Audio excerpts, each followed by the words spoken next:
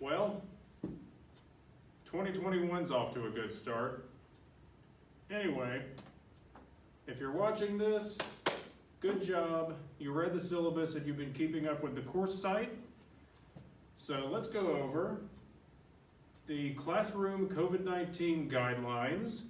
And we're also going to kind of do a deep dive into COVID-19 related misinformation and conspiracy theories.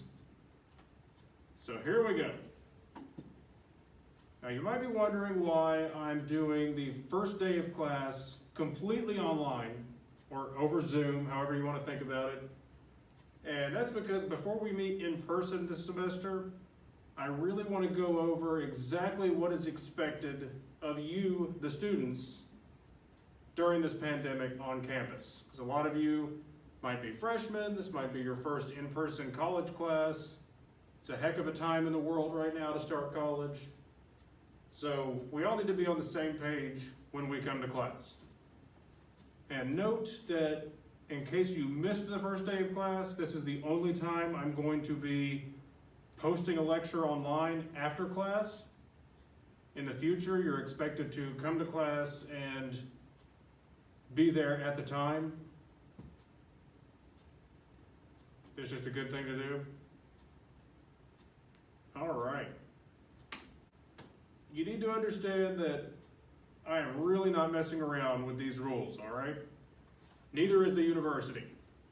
And as much as I'm against zero tolerance policies, and if you're in my Crim 101 class, we'll get into why that is. I feel like in this context, because of all of these just massive amounts of misinformation out there surrounding masks and COVID, that a zero tolerance policy is needed in this situation. And we're gonna go over a lot of that misinformation here in a little bit. And yeah. So,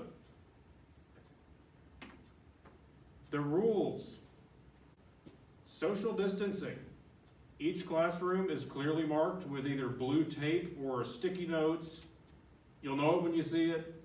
For social distancing, anyone who's been shopping or has existed over the past year knows what to look for.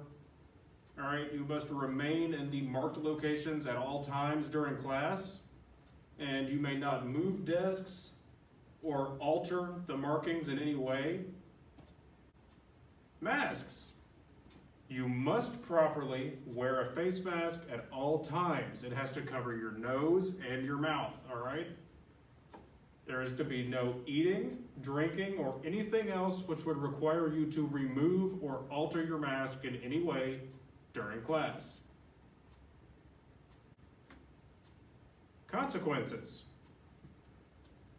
For social distancing violations, if at any point you are seen moving seats or altering the social distancing markings, you will be told to leave class. With masks, if at any point you are seen without a mask or wearing a mask improperly, you will be told to leave class. If this happens a second time, then you will be told to leave class and you will be reported to the Office of Student Conduct, which could very well lead to you being expelled from the university. This is very strict, so just wear a mask. If you don't want to wear a mask, stay home. You have the option to stay home and attend class via Zoom, all right? Yeah?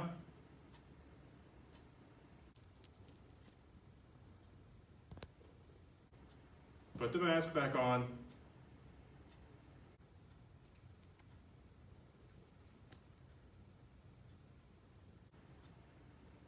Are you not going to put the mask back on? All right, you've got to leave. You can't be in my class.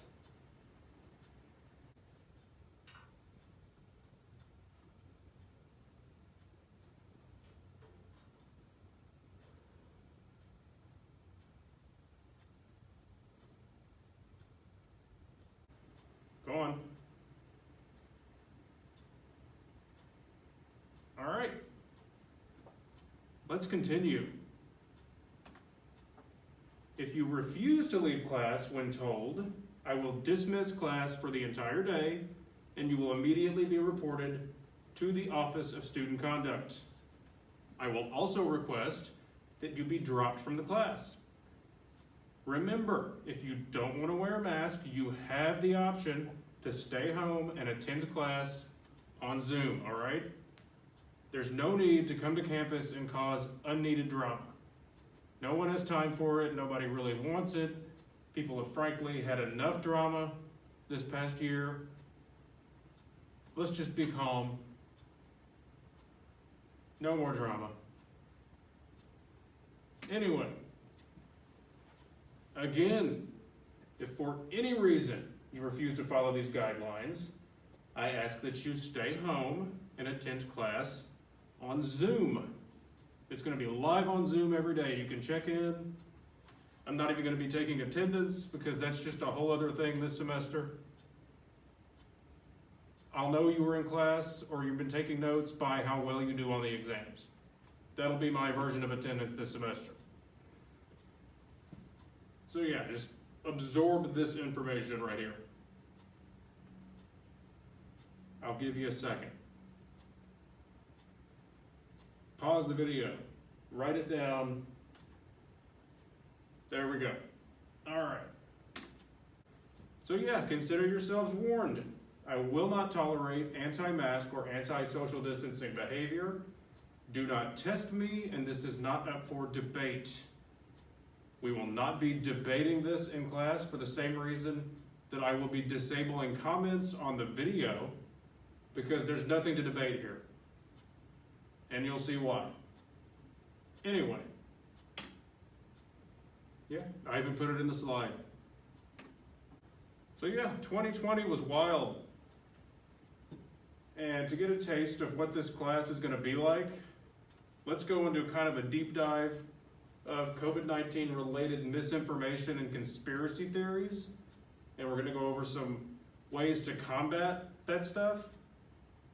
And yeah, if 2020's taught us anything, this misinformation is getting to the point where it's got some pretty severe real-world consequences. Yeah, let's go to Nashville and look at some of those. All right, here we are at the site of the Christmas Day bombing in Nashville. And as you can see behind me, there's still quite a bit of damage to the buildings, and the cleanup is still underway more than a week later. And this ties into what we're talking about because it's looking more and more each day like the bomber was inspired by social media misinformation. And the target of his bombing appears to have been AT&T's transmission building in an attempted attack on 5G, which a lot of people are saying causes COVID and all that other bullshit. So, just a very timely reminder that misinformation has real-world consequences. So yeah, just look at some of this damage. It stretches for blocks. Windows blown out, trees knocked over. Yeah. So yeah, that's that with all that. I will see you again in the classroom. Woo. Woo, that was fun. All right, let's go over some facts. COVID-19 is real. COVID-19 is more contagious and more deadly than the flu. COVID-19 is a virus. It is not a side effect of 5G. COVID-19 is spread primarily through respiratory droplets. Proper masks, when properly worn, substantially reduce the spread of COVID-19. Masks will not hurt you and are not an infringement on your rights. None of this is up for debate. None of it. All of this is just reality and facts. All right? Let's go to the next one. And on that note, I know that some people probably are going to say I'm being political about this, but in reality, this is not a political issue. Leaders from both ends of the political spectrum have really dropped the ball here. from a president who shuns his own medical advisors in favor of conspiracy theories to governors who make orders and enact shutdowns but then don't follow them themselves. It's a huge mess. And I don't care who you voted for, I don't care what party you belong to. The only thing that's going to help is if we all come together, face the facts, and do the right thing. The sooner we can all do that, the sooner this is all over. All right? Next, here's some advice. If your car breaks down, you take it to a mechanic. You don't take it to a barber. All right? So if you have medical questions, you need to ask a doctor, not a politician or a news anchor or a journalist. You go to a doctor, a medical doctor. That being said, not all doctors are medical doctors. Someone can have a PhD in poetry and have that DR in front of their name, but that really doesn't mean that they are qualified to discuss medicine. You see a lot of this on like the medical misinformation and all the alternative health stuff on YouTube or Facebook, where people are like, I am Dr. So-and-so, and here's some advice. And the insinuation there is that they're a medical doctor, but in reality, they've got like a doctorate in divinity or something. Be really careful with the term doctor, all right? DR means nothing in this context. What you really want to look for is an MD after their name. That means they are a medical doctor. Always look for MD when you're looking for medical advice. And no, chiropractors are not medical doctors. They are not a valuable source of information on any kind of medical information.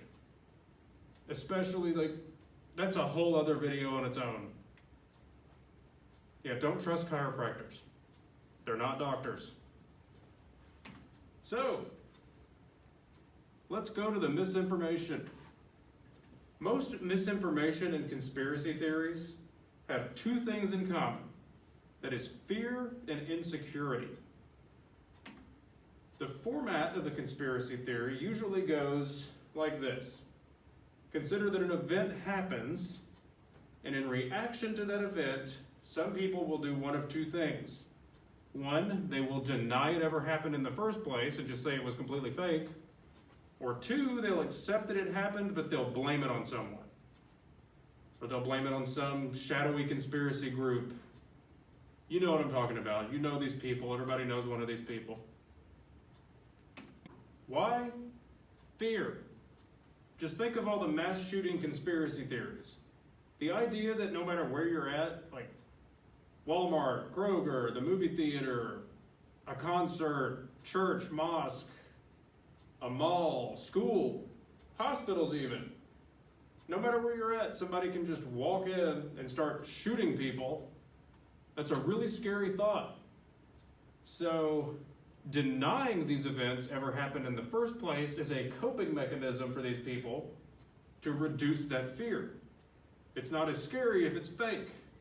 Similarly, claiming that these events were orchestrated by the government or by like crisis actors, I'm sure you've all seen that stuff, also reduces the fear by rendering the event less chaotic, because if it's planned out and orchestrated and not just a random event, it's less scary, because chaos is really scary. So the way this relates to COVID-19 conspiracies is the idea that a virus can just emerge at random through natural processes and just spread around the world, killing a lot of people. It's a really scary thought. It's as scary as the mass shootings. So to cope with this fear, people do the same thing they do with the mass shooting conspiracies.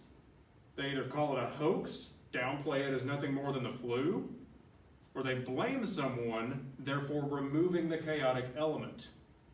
It was orchestrated by this person, it was developed in a lab over here, or something like that. There's always got to be someone to blame, or it's just fake. Chaos is scary to a lot of people. Anti-maskers. Yay. The whole anti-mask movement is really a perfect example of this kind of mentality and a really good example of how this misinformation can spread so widely so fast. So to anti-maskers, wearing a mask is equal to admitting that there is a pandemic and therefore admitting that there is something to fear. So, refusing to wear a mask equals denial of the existence of the pandemic. It's pretty simple. Right? And the ironic part about anti-maskers is that while they typically claim that they refuse to wear a mask because they aren't afraid of the pandemic, it's really their refusal that reveals that they're the most terrified of all. And if you need any proof, just watch any of the compilations online of anti-maskers having freakouts in public when they're being told to wear a mask. Grown adults having to be carried out of stores by their children, falling to the ground, crying in a tantrum, screaming, yelling, flipping people off. It just runs the gamut. It's like a child in a toy store who can't have the toy they want. It would be funny if it weren't so infuriating. But anyway, let's talk about insecurity, because fear, while that plays a really important role here, so does insecurity. It goes hand in hand with fear in these conspiracy theories. So the majority of anti-maskers tend to be poorly educated, as evidenced by their clear lack of critical thinking skills, which we'll go over a little bit later. So claiming that they know more about virology than medical experts, it really feels good to them because it kind of dampens that insecurity they have about their intelligence. And really being poorly educated doesn't make someone unintelligent. You can be very intelligent without being educated, but you lack the tools to use that intelligence. So instead of actually using critical thinking and the scientific method to come to conclusions, you latch onto other things like memes on message boards and all this conspiracy misinformation. It's actually kind of interesting, but that's also a whole other topic. So yeah, if you know an anti-masker, which I'm sure you do, the most effective way to convince them to act responsibly and actually wear a mask is to counter their misinformation calmly and in a way that they would understand. All right, remember, they are terrified and highly insecure right now. So approaching them with anger or condescension will not be effective. That'll just make them double down. So let's look at some counter arguments that I have actually found effective at convincing people to wear masks. 1, if they believe that wearing a mask is an act of cowardice, have them consider this. If someone breaks into your home, who would you consider to be the coward? The person who fights back and kicks them out of their house, or the person who just goes and hides in a corner and closes their eyes and waits for the person to kill, steal, take whatever they want in the hopes that, well, if they take everything they want now and leave, they're not going to come back later. You know, like the herd immunity kind of thing. Who's a coward? The one who fights back or the one who does nothing? Pretty good question for these people. 2, if they believe wearing a mask is dangerous, have them consider this. If wearing a mask is dangerous to your health, then why have we never heard of a doctor or a nurse or some other medical professional dying or getting sick from wearing full-body PPE, including N95 masks, for sometimes up to 12 hours at a time or more? But where are all those stories? Critical thinking would tell you that if those people can wear all of that for that long and be fine, then you should be able to put a mask on to go to the grocery store for a few hours. Like, just come on. This excuse particularly irritates me. Like, we've been in this, for almost a year now? And how can you go around every day seeing all these people wearing masks at work, all the time, and they're fine. You can see that they're fine. Why would you still believe that masks are bad for your health? This one amazes me. Anyway, 3, if they believe that mask mandates are infringing on their rights, have them consider this. Whether or not you agree that the government should mandate something doesn't mean that you still shouldn't do it. Wear a mask, but just tell yourself that you're doing it because it's the right thing. You're not doing it because the government told you to. All right, this mentality also confuses me some because people don't really stop to think of the legal precedent it would set if mask mandates were considered unconstitutional. Because if, say, Target, if they can't tell you to wear a mask in their store, what does that also mean? That also means that they can't tell you to wear clothing in their store. Are anti-maskers all nudists? I don't think so. Anyway, number 4, if they believe wearing a mask is political, have them consider this. The majority of members of both major political parties in the US believe that wearing a mask is very important during this pandemic. As you can see, there are Biden masks and Trump masks. I've seen a lot of people in Trump masks, all right? Wearing a mask is not a political statement. It just isn't. All right. Number 5, if they use some variant of the my body, my choice argument, have them consider this. This isn't about you, this is about other people. Your body has nothing to do with this. Wearing a mask does not protect you, it protects other people. All right, because as we discussed earlier, COVID-19 is spread through respiratory droplets, which come from your nose and your mouth, specifically while you're talking. It doesn't just have to be a cough or a sneeze. So, yeah, if you go into public without wearing a mask and you're around other people, you are putting them in danger. You're not the one in danger. And that's how you contradict this one. So many people don't understand this still. And this also amazes me. I've talked to people that are talking like, I'll make a comment about someone at the store not wearing a mask, and the person I'm talking to will be like, well, it's their health, not mine. And I'm like, no, it's not, it is your health. Like, how many times does everyone have to say this before people understand? Masks don't protect you, they protect other people. There's that one. 6, if they use some variant of the "this is America" or "this is a free country" argument, have them consider this. If being in a free country means you don't have to follow the rules, then why aren't they going to Walmart completely naked, smoking a crack pipe, and stealing everything? Like, are they okay with drunk driving being made legal if it's a free country? What about murder? Can the government not tell you not to kill people? Like, where is the line here? At what point is it okay for the government to say you can and can't do this? All right. So in closing, remember, always wear a mask when in public or around other people in close contact. Masks will not hurt you. Masks are not infringing on your rights. Masks are not a sign of weakness or cowardice. And this isn't about you. Bye.